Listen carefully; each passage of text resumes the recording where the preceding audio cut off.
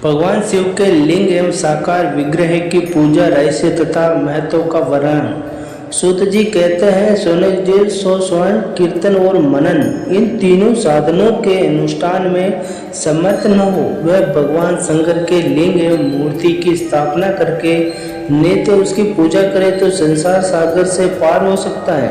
वंचना अथवा छल ने करते हुए अपनी शक्ति के अनुसार धन राशि ले जाए और उसे शिवलिंग अथवा शिव मूर्ति की सेवाओं के लिए अर्पित कर दे। साथ ही निरंतर उस लिंग एवं मूर्ति की पूजा भी करें। इनके लिए भक्ति भाव से मंडप, गोपुर, तीर्थ, मठ एवं क्षेत्र की स्थापना करें तथा उत्सव रचाए। वस्त्र, गंध, पुष्प, दूध, दीप तथा पुआ और साग आदि व्यंजनों से युक्त भांति भांति के भक्ष्य भोजन अन्न एवं समरूप में समृद्ध करें। छत्र, दौजा, व्यंजन, चामर तथा अन्य अंगों सहित राजोपचारिक भांति सब सामान भगवान शिव के लिंग एवं मूर्ति को चढ़ाए। पर्दे, दक्षिणा, नमस्कार तथा यथाशक्ति जप करें। आह्वान से लेकर विसर्जन तक सारा कार्य प्रतिदिन भाव से करें, संपन्न करें। इस प्रकार शिवलिंग अथवा शिव मूर्ति में भगवान शंकर की पूजा करने वाला पुरुष स्वर्ण आदि संसाधनों का अनुष्ठान न करे तो भी भगवान शिव की प्रसन्नता से सिद्धि प्राप्त कर लेता है।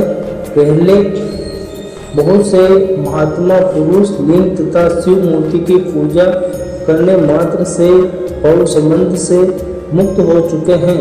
यीशु ने पूछा, मूर्ति में ही स्वतंत्र देवताओं की पूजा होती है, लिंग में नहीं। परंतु भगवान शिव की पूजा सब जगह मूर्ति और लिंग में भी क्यों की जाती है? सूत जी ने कहा, मुनीश्वरों, तुम्हारा यह प्रश्न तो बड़ा ही विचित्र और अत्यंत अद्भुत है। इस विषय में महादेव जी वक्ता हो सकता है, दूसरा कोई पुरुष कभी और कहीं भी इसका प्रतिपादन नहीं कर सकता। इस प्रश्न के समाधान के लिए भगवान शिव ने जो कुछ कहा है और उसे मैंने गुरुजी के मुख से जिस प्रकार सुना है उसी तरह मैं कर्म वर्णन करता हूँ। एकमात्र भगवान शिव ही ब्रह्म रूप होने के कारण निष्कल निराकार कहे गए हैं। उपमान होने के कारण उन्होंने सकल भी कहा गया है, इसलिए वे सकल और निष्कल दोनों हैं। शिव के निष्कल निराकार होने के कारण ही उनकी पूजा का आधारभूत लिंग भी निराकार ही प्राप्त हुआ है। अतः शिवलिंग शिव के निराकार रूप का प्रतीक है। इसी तरह शिव के सकल या साकार होने के कारण उनकी पूजा का आधारभूत विग्रह साकार प्राप्त होता है। अर्थात शिव का साकार विग्रह उनके साकार रूप का प्रतीक होता है। सकल और अकल समस्त अंग आकार सहित साकार और अंग विकार से सर्वथा रहित निराकार रूप से होने से ही वे ब्रह्मा शब्द कहे जाने वाले परमात्मा है। यही कारण है कि सब लोग लिंग निराकार और मूर्ति साकार दोनों में ही सदा भगवान शिव की पूजा करते हैं। शिव से भिन्न जो दूसरे देवी देवता हैं वे साक्षात ब्रह्मा नहीं है, इसलिए कहीं भी इनके लिए निराकार लिंग नहीं उपलब्ध होता है। पूर्व काल में बुद्धिमान ब्रह्मपुत्र सतन कुमार मुनि ने मद्राचल पर्वत पर नंदीकेश्वर इसी प्रकार का प्रश्न किया था। संतन कुमार बोले, भगवान शिव से भिन्न जो देवता हैं उन सबकी पूजा के लिए सर्वत्र कार्य बेर मूर्ति पात्र में ही अधिक संख्या में देखा और सुना जाता है। केवल भगवान शिव की ही पूजा में लिंग और वेद दोनों का उपयोग देखने में आता है। अथय कल्याणमय नंदीकेश्वर इस विषय में जो तत्व की बात हो उसे मुझे इस प्रकार बताइए जिससे अच्छी तरह समझने में आ जाए। नंदीकेश्वर ने कहा, निष्पाप ब्रह्म कुमार, आपके इस प्रश्न का हम जैसे लोगों के द्वारा कोई उत्तर नहीं दिया जा सकता, क्योंकि यह गोपनीय विषय और लिंग साक्षात ब्रह्मा का प्रतीक है। तथापि आप शिव भक्त हैं, इसलिए मैं इस विषय में भगवान शिव ने जो कुछ बताया है उसे से ही आपके समक्ष कहता हूँ। भगवान शिव ब्रह्मा स्वरूप और निष्कल निराकार है, इसलिए उन्हीं की पूजा में निष्कर्ष लिंग का उपयोग होता है। संपूर्ण वेदों का यही मत है। संतन कुमार बोले, महाभाग योगीबंद्र, आपने भगवान शिव तथा दूसरे देवताओं के पूजने में लिंग और वेद के प्रचार का जो रहस्य भाव पूर्वक बताया है वह यथार्थ है। इसलिए लिंग और वेद की आदि उत्पत्ति का जो उत्तम वृत्तांत है उसी को मैं इस समय सुनना चाहता हूँ। लिंग के प्राकट्य का रहस्य सूचित करने वाला प्रश्न मुझे सुनाइए। इसके उत्तर में नंदिकेश्वर ने भगवान महादेव के निष्कल स्वरूप लिंग के अभिवाद का प्रसंग सुनाना आरंभ किया। उन्होंने ब्रह्मा तथा विष्णु के विवाद, देवताओं की व्याकुलता एवं चिंता, देवताओं का दिव्य कैलाश शिखर पर गमन, उनके द्वारा चंद्रशेखर महादेव का स्वतन देवताओं से प्रेरित हुए, महादेव जी का ब्रह्मा और विष्णु के विवाद स्थल में आगमन तथा दोनों के बीच में निष्कल आदि अंतर्हित भीषण अग्निस्तंभ के रूप में उनका आविर्भाव आदि प्रसंगों की कथा कही। तंदेश्वर श्री ब्रह्मा और विष्णु दोनों द्वारा उसे ज्योतिमय स्तंभ की ऊंचाई और गहराई का ठान लेने की चेष्टा एवं केतकी पुष्प के साथ वरदान आदि के प्रसंग भी सुनाया है। महादेव का ब्रह्मा और विष्णु को अपने निष्कल और सकल रूप का परिचय देते हुए शिवलिंग पूजन का महत्व बताना। नंदीश्वर कहते हैं, तदनंतर वे दोनों ब्रह्मा और विष्णु भगवान शंकर को प्रणाम करके दोनों हाथ जोड़ उनके दाएं बाएं भाग में चुपचाप खड़े हो गए। फिर उन्होंने वहां साक्षात प्रकट पूजनीय महादेव जी को श्रेष्ठ आसन पर स्थापित करके पवित्र पुरुष वस्तुओं द्वारा उनका पूजन किया। दीर्घकाल तक अभिभाव से सुदृढ़ रहने वाली वस्तुओं को पुरुष वस्तु कहते हैं और अल्पकाल तक ही टिकने वाली क्षणभंगुर वस्तुएं प्राकृत वस्तु कहलाती हैं। इस तरह वस्तु के ये दो भेद जानने चाहिए। किन पुरुष वस्तुओं से उन्होंने भगवान शिव का पूजन किया यह बताया जाता है। हार, नुपुर, केपुर, किरीट, मणिमय कुंडल, यक्षपतीय, उत्तरीय वस्त्र, पुष्प, माला, रेशमी वस्त्र, हार, मुद्रिका, पुष्प, तांबूल, कपूर, चंदन एवं अंगूरों का अनुलेप्य, धूप, दीप, स्वच्छ छत्र, व्यंजन, ध्वजा, चौर तथा अनन्य दिव्य उपहार द्वारा उनका वैभव वाणी और मन की पहुंच से परे था, जो केवल पशुपति परमात्मा के ही योग्य थे। उन्हें पशु वृद्ध जीव कदापि नहीं पा सकते। उन्हें दोनों ने अपने स्वामी महेश्वर का पूजन किया। सबसे पहले वहाँ ब्रह्मा और विष्णु ने भगवान शंकर की पूजा की। इससे प्रसन्न हो भक्तिपूर्वक भगवान शिव ने वहाँ नम्र भाव में से खड़े हुए उन दोनों देवताओं से मुस्कुराकर कहा।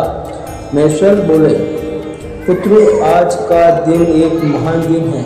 इनमें तुम्हारे द्वारा जो आज मेरी पूजा हुई है इससे मैं तुम लोगों पर बहुत प्रसन्न हूँ। इसी कारण यह दिन परम पवित्र और महान से महान होगा। आज की यह तिथि शिवरात्रि के नाम से विख्यात होकर मेरे लिए परम प्रिय होगी। इसके समय में जो मेरे लिंग स्कल अंग आकृति से रहित निराकार स्वरूप के प्रतीक वेद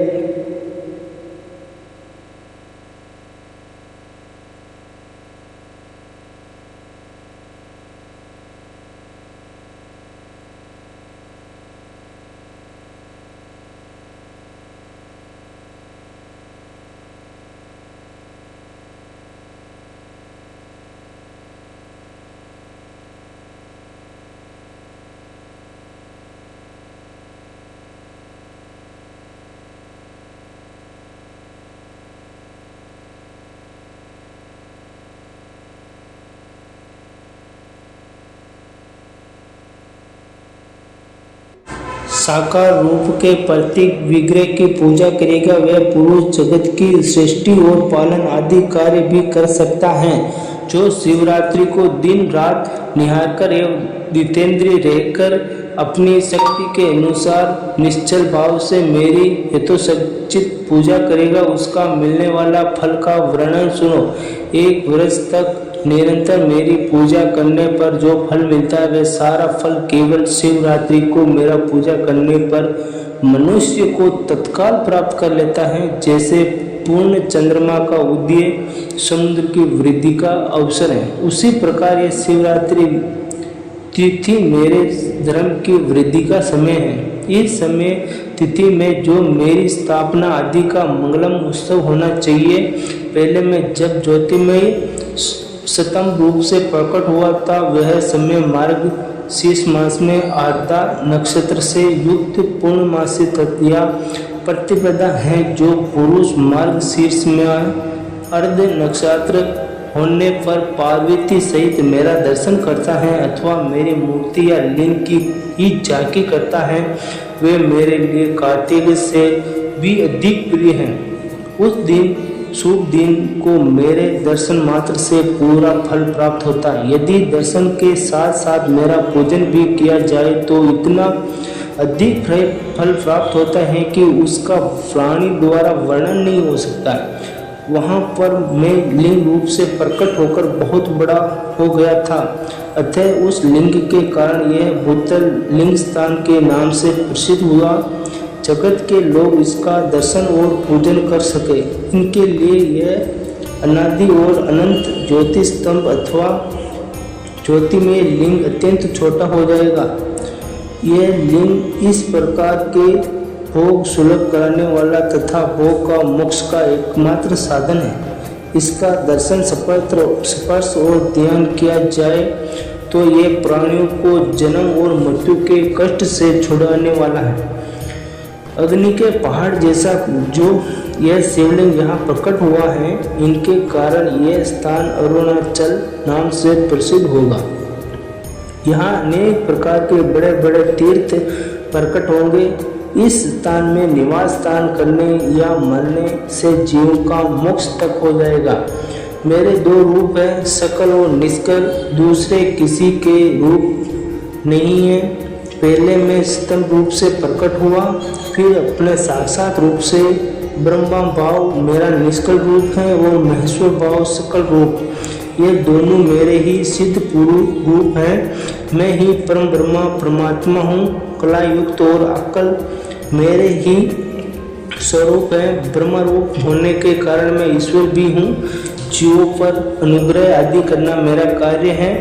ब्रह्मा और केशव में सबसे वृत्त और जगत की वृद्धि करने वाला होने के कारण ब्रह्मा कहलाता हूँ। स्वतंत्र स्वरूप से मैं स्थिति और व्यापक होने से ही सबका आत्मा हूँ। सर्व से लेकर अनुग्रह तक आत्मा या ईश्वर से भिन्न जो जगत संबंधी 5 कृत्य हैं, वे सदा मेरे ही हैं। मेरे अतिरिक्त दूसरे किसी के नहीं हैं, क्योंकि मैं ही सबका ईश्वर हूँ। पहले मेरी परम रूप कथा का बोध कराने के लिए निष्कल लिंग प्रकट हुआ था, फिर अज्ञात ईश्वर का साक्षात्कार कराने के लिए निरूपित एवं साक्षात जगदीश्वर ही सकल रूप में तत्काल प्रकट हो गया।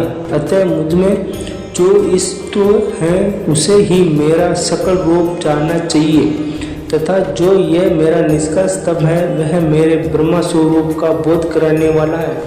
ये मेरा ही लिंग चिन्ह है। तुम दोनों प्रतिदिन यहाँ रहकर इसका पूजन करो। यह मेरा ही स्वरूप है और मेरे सामयपी प्राप्ति करने वाला है।